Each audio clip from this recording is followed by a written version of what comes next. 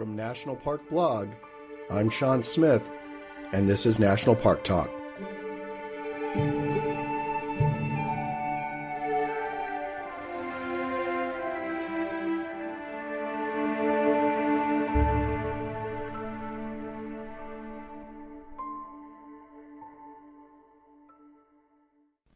Welcome to National Park Talk. On today's show, we're going to talk about America's best idea, what some have called America's greatest gift to world culture. And of course, I'm talking about our national parks. The national parks have been in the news a lot lately. They always seem to get in the news during presidential election years when candidates on both sides of the aisles talk about the importance of parks, both from a positive and a negative standpoint.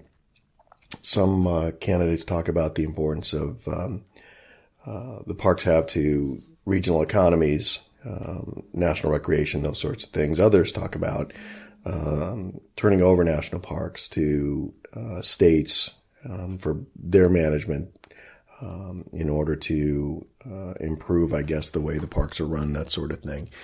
But it never seems to fail every year that at least someone proposes turning the parks, quote, back over to the states, forgetting the fact that they never belonged to the states in the first place. But recently, we've heard some things, some issues related to national parks about they may not be America's best idea. There are some obvious criticisms about the diversity in national parks, how parks impact regional economies, local recreation, those sorts of things. But I often think those criticisms miss the point, and that's what we're going to talk about today.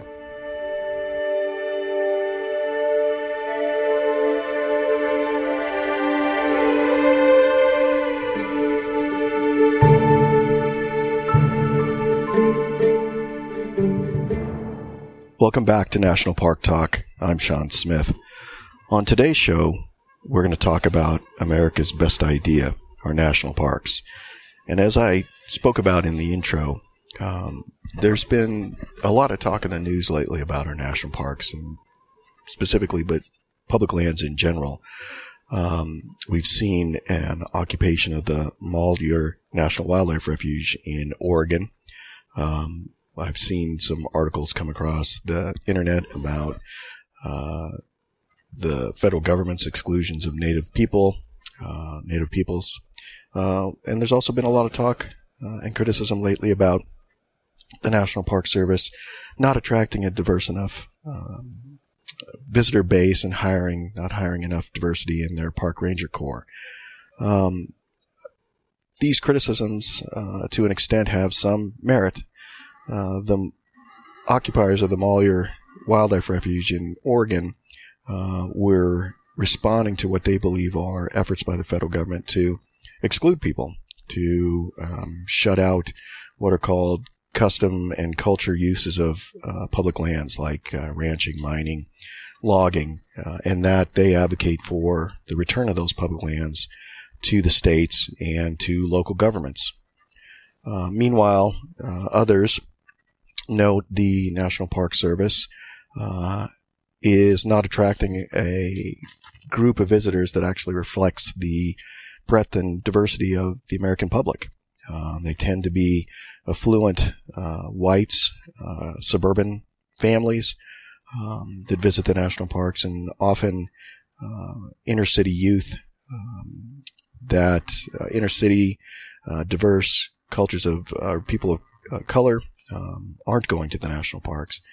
And then finally, recently I saw an article about the actual preservation of public lands could be considered racist in that it is an idea where people are excluded from public lands or wild places, that the idea of wilderness is actually a myth, one created by European settlers to fix a point in time that never actually existed.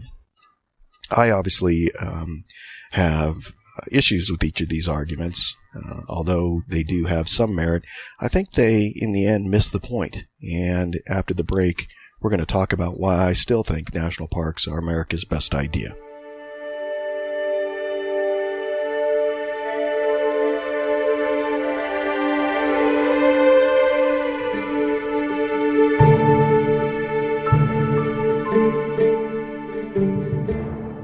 So we're back. Thanks for joining me again on the National Park Talk. I'm Sean Smith. In the last segment, we talked about some of the criticisms or arguments against the claim that the national parks are America's best idea, our greatest gift to world culture. And in a nutshell, they boil down to an argument about the National Park Service excludes people or shuts people out or makes it more difficult for people to get in and visit our national parks. And I maintain that that's simply not the case. It's a misunderstanding of what the National Park Service's mission is, and actually what its purpose and what its long-term goals actually are. And I want to talk about some of those. Now, historically, the Park Service has gotten arguments, or most of its opposition, from those that sit on, say, the right side of the political spectrum, claiming that the federal government's primary mission is to shut all people out, eliminate all access and recreational activities, and make it extremely difficult for people to enjoy their parks. I guess the first thing I would say to that argument is that the National Park Service in 2015 saw record visitation. There were over 300 million people that went to our national parks, and that's more than, say, all the people that go to places like Disney World and Disneyland, the Super Bowl, the World Series combined. It's just an astronomical number, actually equivalent to the entire U.S. population going to places like Yellowstone, Yosemite, and the Grand Canyon. So they're obviously very popular, and I would say the Park Service does an outstanding job of managing and balancing the access people have against the types of activities that people want to partake of, want to do in their national parks. Many people don't understand, but the park system was established for the enjoyment of present generations, but it's not every activity that the Park Service has to manage for. They do have limits on what can be allowed in national parks. They have to leave, the Park Service has to leave the park system unimpaired for future generations, and activities that are found to cause impairment by law are prohibited. So things like jet ski use, snowmobiles, hunting are often banned from national parks because of the lasting impairment they cause and the damage they cause to resources and wildlife and other people's enjoyment. So, and these restrictions have been upheld by the courts primarily because the courts recognize that in order to protect our national parks, to leave them unimpaired, in order for them to be enjoyed by others, we have to preserve them. We have to protect them. And so there's definitely a balance. But the Park Service does a pretty good job of managing those recreational activities across the spectrum. So things like wildlife viewing and hiking predominantly do little damage to the resources. So on average, they are appropriate for our park system. Whereas other things, like I mentioned, hunting, mining, those types of activities that actually remove resources or damage them to the point where they may not be enjoyed by others, those are, for the most part, prohibited from our park system. The second argument we talked about is that national parks aren't doing enough to attract a diverse population, a visitorship that better reflects the overall diversity and breadth of our American population. And that probably is a argument that the Park Service needs to take a look at. They need to do a better job of reaching out to communities of color, to disadvantaged youth, to people that wouldn't normally go to national parks. Again, I would counter that the national park system last year saw 300 million people, and that's a record from previous years. It's the most that's ever gone to a national park. But they probably could do a better job of, like I said, reaching out and diversifying that visitorship. The problem that we're going to see is that the parks, in many instances, are reaching capacity. There's only so many parking spaces. There's only so many campground spots, and the Park Service is going to have a hard time accommodating more and more people if they're going to diversify. So we may, in the short term, or in even the near term, see some rationing of park access, that sort of thing, in order to make sure that people that want to get access or people that want to enjoy their parks have an opportunity to do that.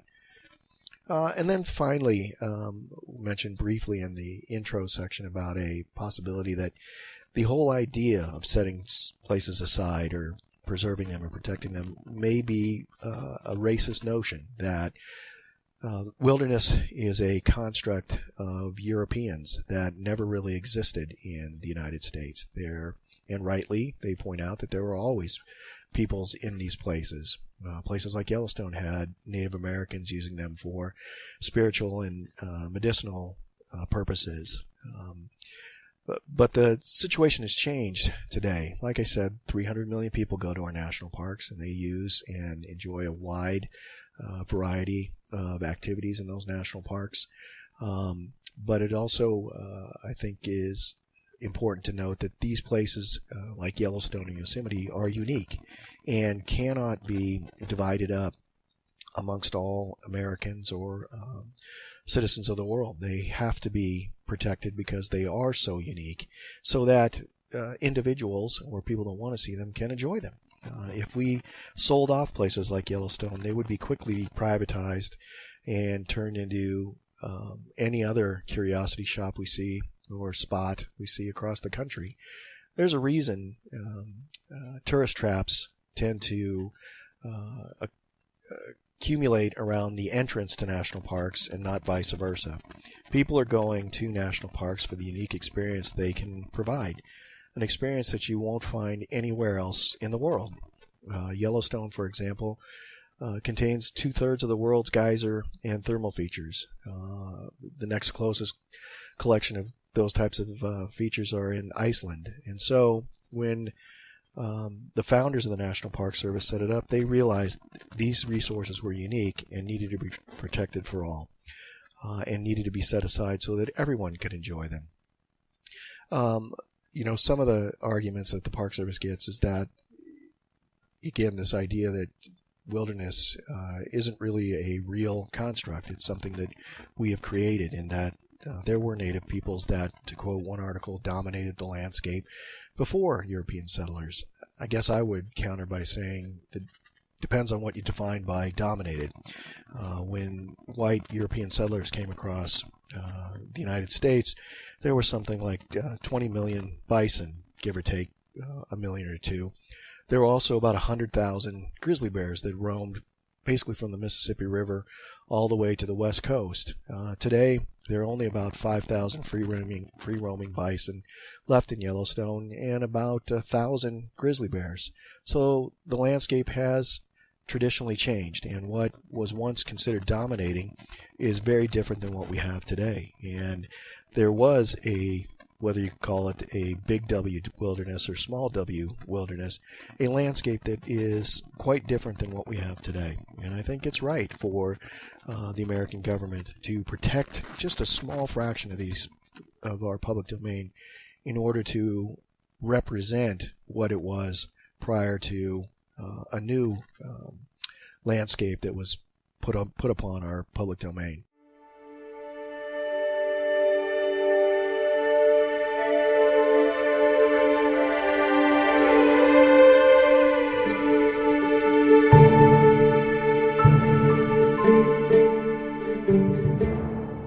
Another problem with this argument that parks are there to exclude people, I think, forgets or overlooks the fact that national parks weren't just established to preserve and protect pretty places for present enjoyment. They were actually established to preserve and protect these places not only for today, but for tomorrow. And in that mission, there is some incredible assumptions that are being made by the U.S. Congress. I think the first of which many people don't really appreciate, is an assumption by Congress that the Park Service actually can preserve and protect these places, that we have the ability, the know-how, the competence to preserve areas as diverse as Gettysburg to Yosemite, protect the essence of those areas, and then protect them in such a way that future generations will recognize them and be able to distill value from their experience. The second assumption, which is contained within the Park Service's mission, is the assumption that there will be future generations of Americans to inherit these national parks.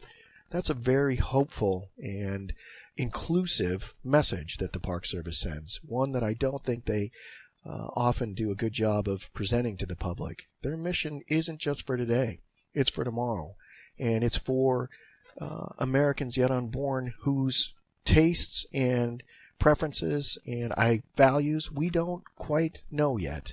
I would assume that many of what they value and hope to see, much of what they value and hope to see, would be similar to what we value today. Wilderness, outdoor experience, recreation, history, fair play, all of those things are protected in the national parks, and they will continue to be protected in the national parks. So I think the arguments that we're getting about the national parks not being America's best idea, as I said, I think are misguided. I think the national parks are much more than pretty places. They do an outstanding job of reaching out and being inclusive. They'll do better, I think, in the future.